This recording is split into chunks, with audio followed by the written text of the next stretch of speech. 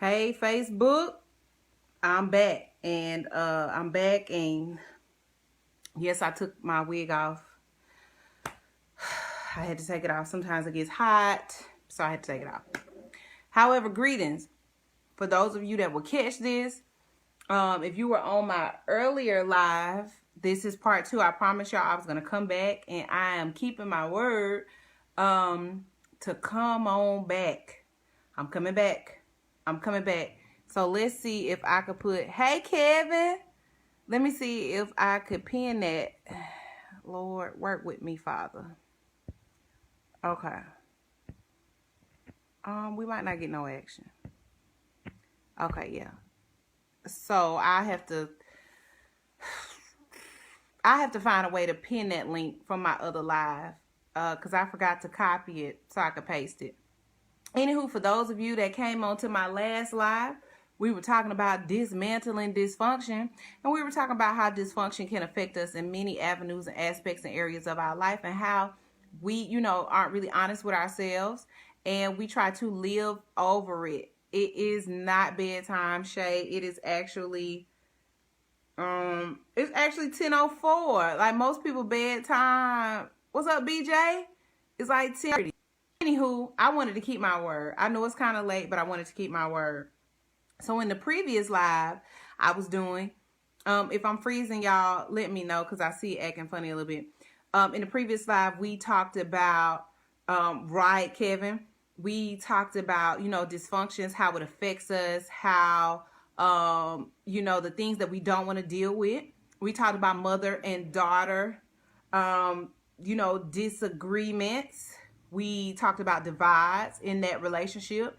For those that don't know, I will be speaking in Atlanta, July 27th through the 29th at the Mothers and Daughters Revived Conference at the Georgia Tech Conference Center.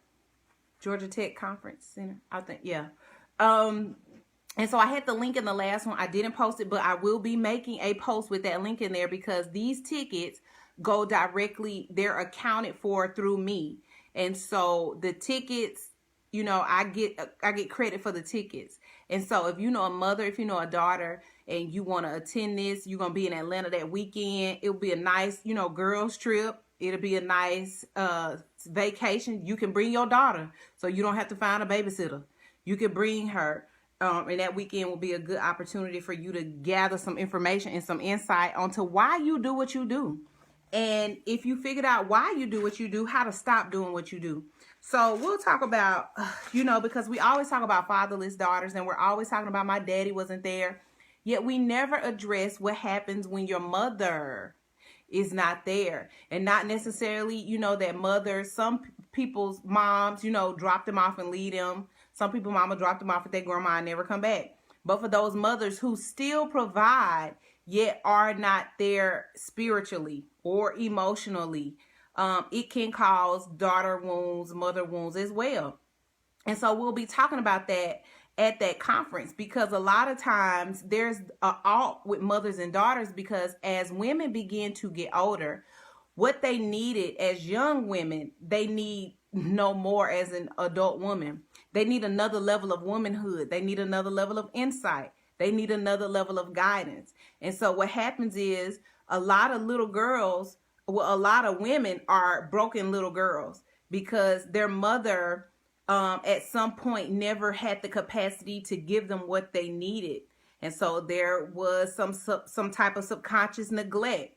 There was a divide. There was a disengaging between the two. There became a bridge that was burnt. And so what happens is we never, for the most part, nobody ever, really addresses why they did what they did. So in my journey, in my studies, in my education, I have a degree in public relations. That's my bachelor's. My master's is in strategic communication. So we deal with why people say what they say. We deal with the psychology of messages. And so it just was natural for me to, look at people. Why do you do that? Because nobody ever just does something. If you feel like somebody be like, well, I just do that. No, you don't. That came from somewhere. That either was a learned behavior, or a subconsciously learned behavior. And when we deal with subconscious learned behaviors, that's something that was passed on to you by you just observing, and you picked up a habit that's not necessarily conducive for your relationships. Each generation has a different functioning. They have different requirements, different levels of engagement. A lot of times, some of that old school thinking, old school habits is not good for where we are and what we do. You know, a lot of people have very passive mothers. They have very passive mothers who, you know, sacrifice happiness for stability, or, you know, got in fear because the father may have been very aggressive or very controlling. And so, you know, they never had the strength to come up out of that relationship. And so you could have grown up in a household where you had a very passive mother and a very dominant father. And so that gave you a dysfunctional view of how relationships should go. Or it could be vice versa. You had a very dominant mama who was always fussing. It's something, she ran the house. She did everything. And all your dad did was be quiet and cut the check.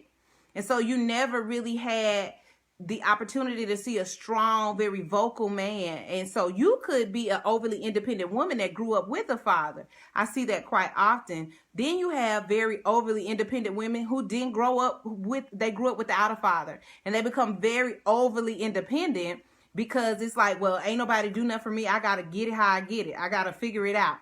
And you allow yourself to you idolize your own strength. And you feel like you could do anything, and you operate out of resentment. Really, you're not operating out of a place of strength. If we really get to the root of it, you're operating out of in defense to protect a vulnerability that you have not taken the time to address. So you talk to your men any kind of way. You tell them things like, "I don't need you." That's not appropriate to tell somebody that you're in an intimate romantic relationship or a covenant with. And don't think that that's not going to hurt them to say that you don't need me. They may not respond in that moment, but that is a subconscious bruising that will inject itself in their functioning, in their thought pattern. And then what we don't do is when we do things like that, because our tongue is very powerful and our words are weapons. So when we cut people with our words, we are so prideful to not go back and apologize for our error. So you have to take the time to analyze where you've operated out of pain and you've inflicted that pain on another person. When you've operated out of insecurity and you tried to make another person insecure because you were trying to defend where you felt less than, or where you were too afraid to let them cover your vulnerability. I was in a small group tonight, and that was one of the topics of our conversation. And if we be honest, a lot of marriages and relationships don't last because we don't do self-work outside of us coming together. What happens is you think that you're going to fall in love and get in a relationship, and that person has the power to love you whole. That person has the power to love your broken areas. No, ma'am. No, sir. You become a broken person saturated in the functioning of quote unquote what will be love. And if you be honest with your broken self, you have a broken perspective of what love even is. So you are wanting a person to heal you with their subpar level of love. Because anytime that you're broken, you're going to find somebody with mediocre levels of love. You're going to dismiss the people who can walk you into wholeness or who would challenge you in your areas of dysfunction. You're going to dismiss those people because you're so used to covering and defending your dysfunction. The people that you embrace and that you allow in are the people who harbor your dysfunction. They are the people who don't challenge it. They are the people who keep you in that cycle and oftentimes will even wound you even more. Let's say you've got low self-esteem. You fall in love, you start pursuing a person because they show you some type of engagement. You know, they reciprocating something. They giving you a little something back. So you take that little something and you create in your mind that, oh, this person wants me. I already got low self-esteem and I don't feel like a lot of people want me. So I'm going to manifest this little bit. I'm going to take this little bit and I'm going to make it something big. And so even with your insecure self, as you research their page, as you go through their messages, as you get offended when they do certain things. You try to disregard the reflections of your insecurity because you're trying to hold on to this situation because you are already operating out of low self-esteem that you don't feel like you would get anything else. And so what you do is allow things to pass, and then you allow little wounds to happen. You allow the small foxes to eat at the vine. Things that they say, oh, they talking to another person. But now you're so insecure about where you are, you're willing to let certain things pass. Now you put a level of investment into a relationship that you establish out of low self-esteem and insecurity. It is only going to get to a certain level without you having dealt with yourself.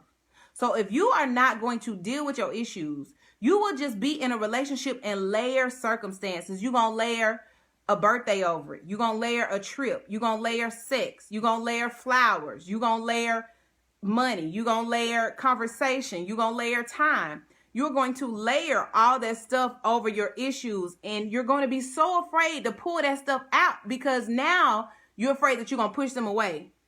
Now that you've covered it up good enough for them to be drawn on in, now y'all functioning, y'all copacetic or whatever, you will never have the strength to pull that insecurity out to show it to them because you'll be afraid that it's going to make them run away.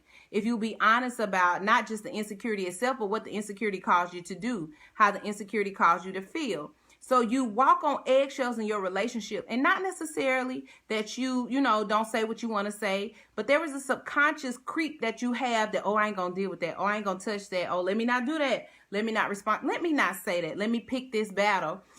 Because you're defending your insecurity and you don't want that insecurity to run that person away.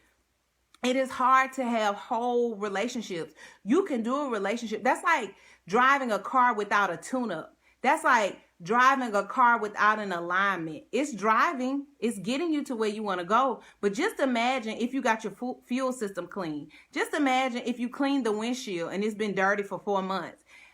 Just imagine if you change the air filter. Your car is working, but it's working to a minimum capacity. And that's how we are as human beings, especially women. We're functioning, but if you be honest with yourself, at what capacity are you functioning at? On a level 1 to 10, where are you? Are you a 2 or are you a 10? And 2 is not okay. And so what happens is society makes you feel like, well, it's not that bad. So because it's not that bad, they make you secure yourself in your mediocrity of functioning. So now, I can keep my insecurity. That's normal. That's what people do. Everybody go through their man phone. Ma'am, listen, if that man has not given you a reason, you should not be insecurely going through his phone. Like, sir, why you can't give her, why you got locks and stuff on your phone?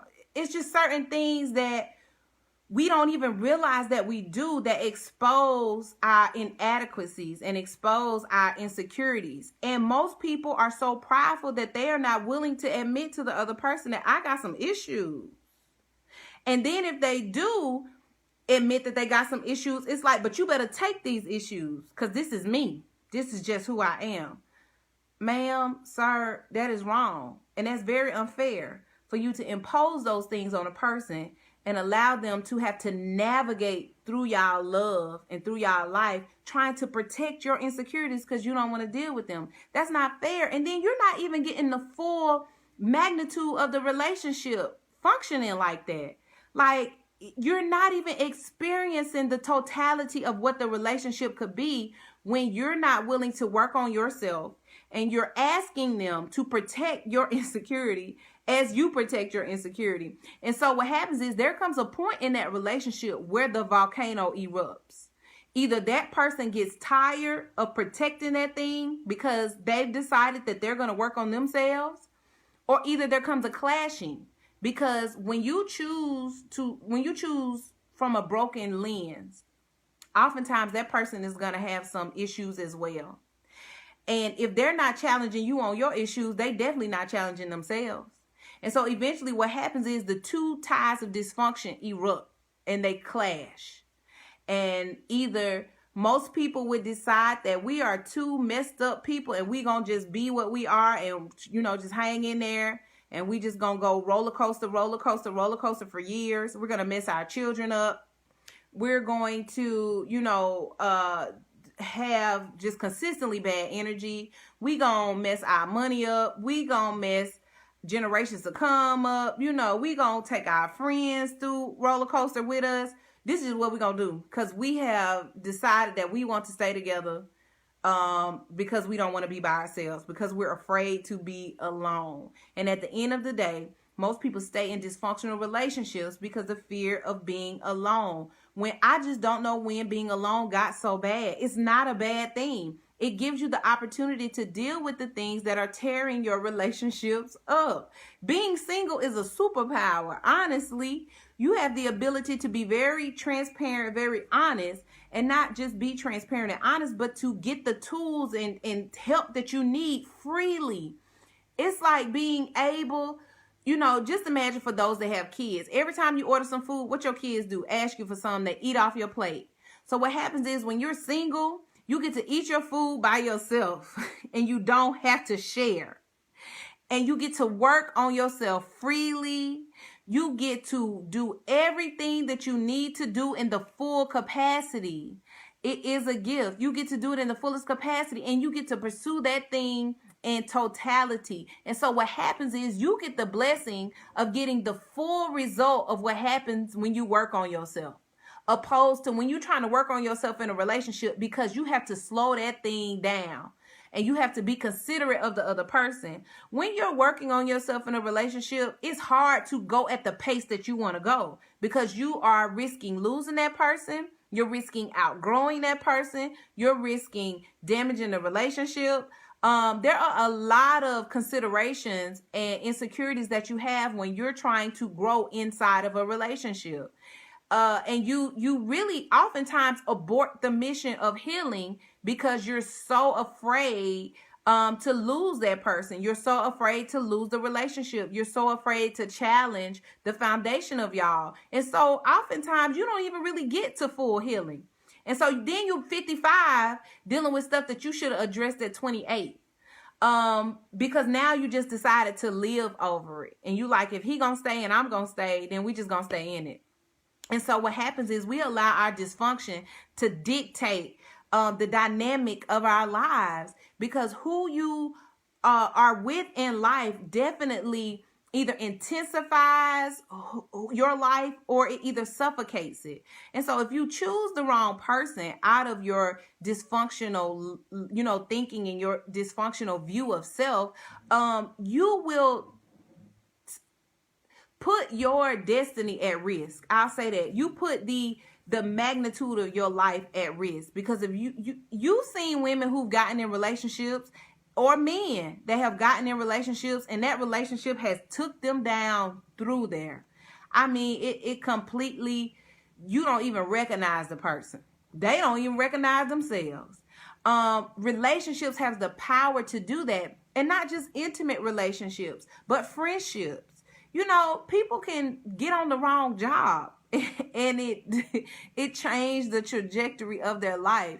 So you can imagine what happens when you give your heart to the wrong person, and how it could slow your life down, how it can suffocate your thinking, cloud your space. You can't be who you were created to be because you're trying to keep up with that person. And so you don't want to leave them behind. And especially friendships. You don't want to be by yourself. You feel like you need somebody to talk to. You need some approval. You need some confirmation from somebody. And in all honesty, you really don't. Friendships are blessings from God. And I talked about this in the last live. But you don't have to be abused by people to try to hold on to friendships. That's not godly.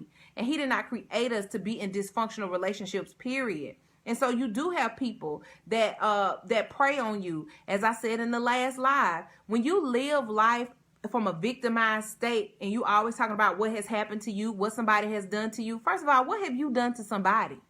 And even if you didn't intentionally hurt them, you may have been a weakling. Like, what did you do to yourself to make them do that to you? And I don't mean literally, but I mean in the sense of, how did you view yourself for somebody to have the opportunity to come and sabotage your momentum, to sabotage your perspective of yourself?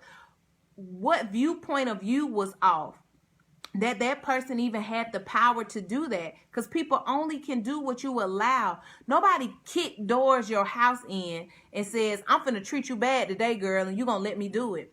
No man does that. What happens is you allow him in, and he gains your trust early, and you allow him to just do whatever it is that he wants to do, and his selfish self takes advantage of that. Men, same thing for you. You let a woman lust you right on in till you letting your guard down. Now she done took your money. She done made you can't talk to your sisters. You mad at your mama. She done put a divide between all of your relationships, and now you broke, and she done left. Because what happens was your vulnerable, weak self, and I'm not saying this in a condescending, judgmental manner, because I've been there.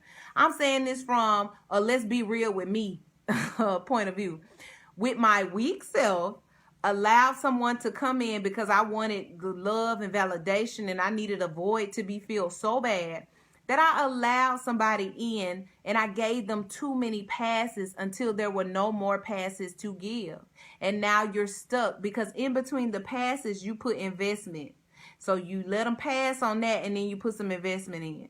You let them pass on that, and then you try to compensate, because now when you let them pass, for some odd reason, we feel like it's our fault why they did us bad, or we feel like it's our fault why they want another woman. We feel like it's our fault why they talk to us any kind of way. We feel like it's our fault why they won't marry us, when no, it's their fault. They've got issues. And what you have to do is stand your ground and say to yourself that I am greater than these issues. Hey, everybody that's coming in. You have to really begin to define yourself. So in order to even dismantle dysfunction, you got to be honest about it. And you have to say to yourself, what are the things in my life that's just not making sense? I don't care if grandma did it. I don't care if mama did it. I don't care if my friends are doing it. This just does not seem right. And for those that are people that believe in God, you have a high standard of what, if you don't have a gauge, you could just pick up Proverbs 31. You could pick up any proverb book. You could pick up any biblical scripture, and it'll tell you how you should be treated and how you should view yourself. So if you don't have a barometer, or if you don't have, a gauge on how you think you should be treated, that's an easy place to go. And then you could Google some things. How should women be treated? If you just want to, kind of just be ignorant about it. But those are some places where you can find out what it is that you deserve. And if you're feeling like you are not getting that, nor are you giving that, because dysfunction isn't one-sided.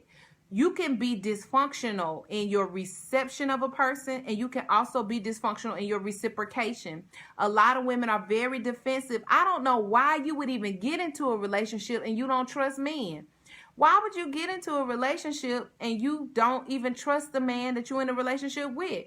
And so you don't trust him with your money. You don't trust him when he on the phone. You don't trust him when he have to stay out a little late. You don't trust him texting. You don't trust him, but you won't leave him. You can't take a compliment. You feel like it's an ulterior motive to everything, yet you still are with this man and you sleep with him and you engage with him. That's a reflection of your own dysfunction. That's not him. He's not doing you bad. And oftentimes we push people into doing us wrong because we pick at them so much to the point where they like, especially if they're not rooted spiritually, they're going to defend themselves. And oftentimes they'll defend themselves in a dysfunctional way because they don't know another way, because they're operating out of the flesh. So now you're a victim. You done picked on them for so long till you made yourself a victim. And we tend to do that. And dysfunction goes from generation to generation to generation. So if you are a mother and you have a daughter, it will behoove you to really evaluate your womanhood. Because if you are a broken woman, you are definitely going to be a dysfunctional mother to some capacity. And that's not saying that, none of us are perfect. And we strive for perfection. However, there are things that your children don't have to experience. And just because you experience them does not mean that your children have to experience those things. So as women, it is our challenge to make sure that we are intact. We are whole. We have a clear perspective. It's by nature, our physical, fleshly nature, for us to be emotional. Yet by our spiritual nature, when we, for those of us that believe in Christ and we believe in being born again, etc., it is not our nature to be emotionally all over the place. That's not biblical. That's not God. We are like trees planted by the water. We are still. We are of sound mind. We are not crazy. So if you all over the place and you claiming that you a believer, there are some evaluations that you need to do with your relationship with God to get yourself healed and whole. That's not godly. You're not supposed to be a crazy Christian. That's not how that works. You right, parents, and even with sons, they'll pick that up. You know, a lot of women make their sons, either they make their sons their daddies or they make their sons their companions. And what I've noticed too in dealing with and studying leading up to the conference is that a lot of women have no control over no other area of their life. They can't control at work. They ain't got no power at work. They can't control their relationships. They can't find no good men. They can't keep a man. The baby daddy don't want them. He ain't studying the kids.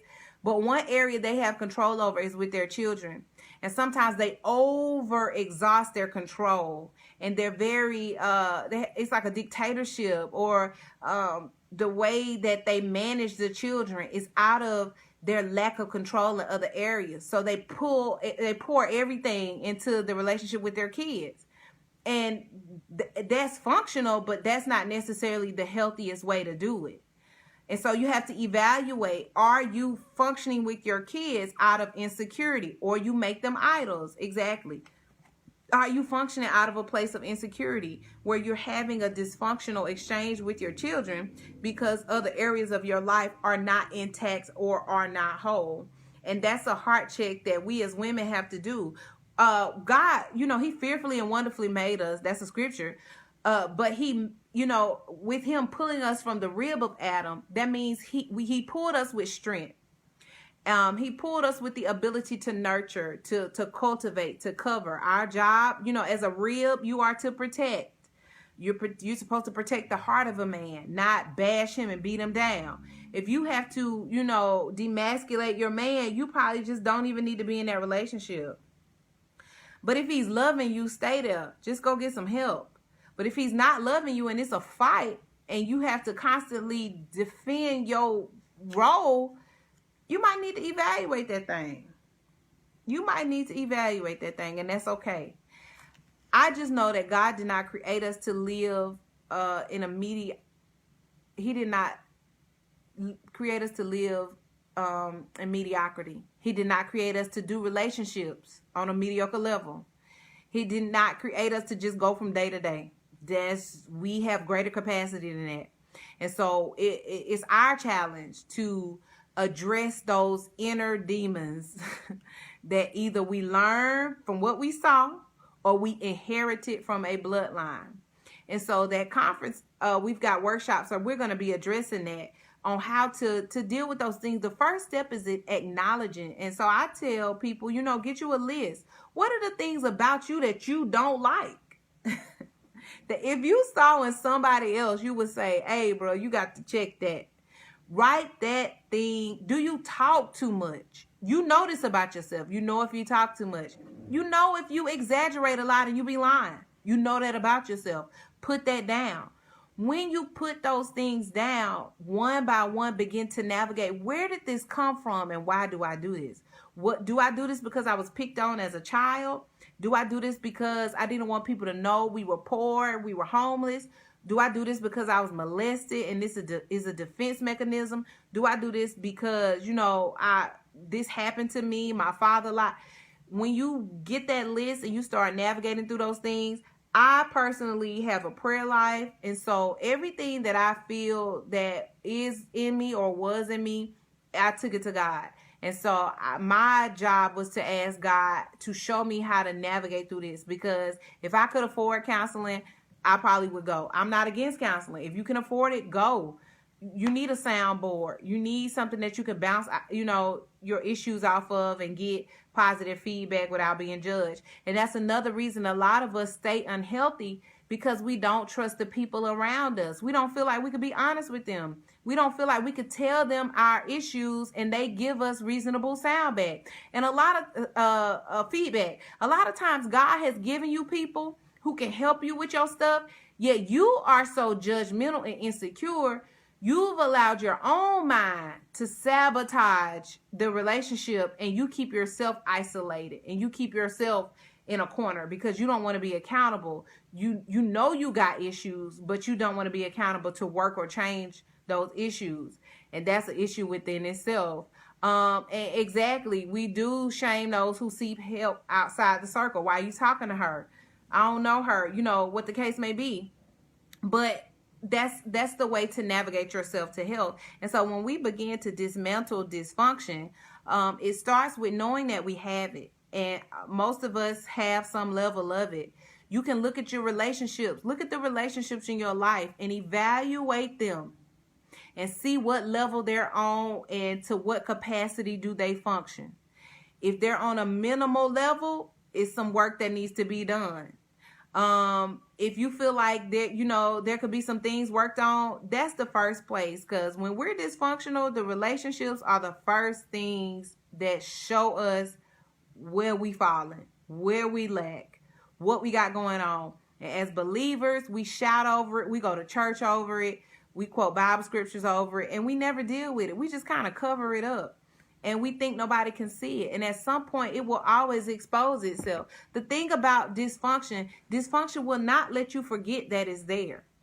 It is determined to let you know that it exists. And it is determined to let you know that it has the power to dictate your decisions at any given point that it wants to. Dysfunction will let you know that you are not free and that it really runs the show. It may not do it every time. It may wait a few months. It may wait a few years. But dysfunction definitely is not going to let you forget that it resides within you. And dysfunction definitely is not going to go too long without sabotaging one of your situations, because that's just what it does. Exactly. It may be dormant for a while, but it is guaranteed to surface at some point. And another thing, it may not surface in you, but you can believe that it will show up in your kids. Eventually, dysfunction is going to get what's due. And that's just how it works. And so it is our responsibility to deal with those things. Gone are the days of not talking about it. Gone are the days of living over it. Gone are the days of brushing it under the rug. That's just not where we are as a people, as a generation. Anything like that, hey, pressure, that's just not where we are. It is our responsibility as human beings, as spiritual beings, to live to the fullest capacity of our lives. And so it is a challenge to each of us that pursue higher ground, that pursue greater growth spiritually. It is our responsibility to do the work within us to be the best people that we can be. You can't be the best person you can be with old stuff in you. It's not possible. And that goes back to my post. You can't do new things with an old mindset. That's only going to work for so long. That's like, that's like going to the gym, eating hamburgers every day. Eventually, you're going to realize that eating those hamburgers is not helping you. You haven't lost any weight. You haven't seen any results because you're doing a new thing with an old habit attached to it. And so you have to have a complete mindset. It's just a mindset shift, a mindset change. It's not going to work. And so, exactly. Old wine, new wine and old wine skins. That's right, Faith. So I just wanted to come on. I'll be sharing these types of conversations up until, even after July, but leading up until July, we'll be having these type of conversations for the Mothers and Daughters Revived Conference in Atlanta, July 27th through the 29th. I'll be posting the ticket link. I'll be posting where you can get more information. Y'all, it's some good, man. And I said it in the last live, but I'm just let y'all know some of the subject topics that will be discussed. And these are not just, sit and listen, but these are actual, these are things where it's a workshop. So you're going to leave with some tools to be a better daughter and to be a better mother so that you can flourish and live 100. So you can live peacefully and you can live holy. And let me tell you something. When you live in a place of peace, people don't get to you.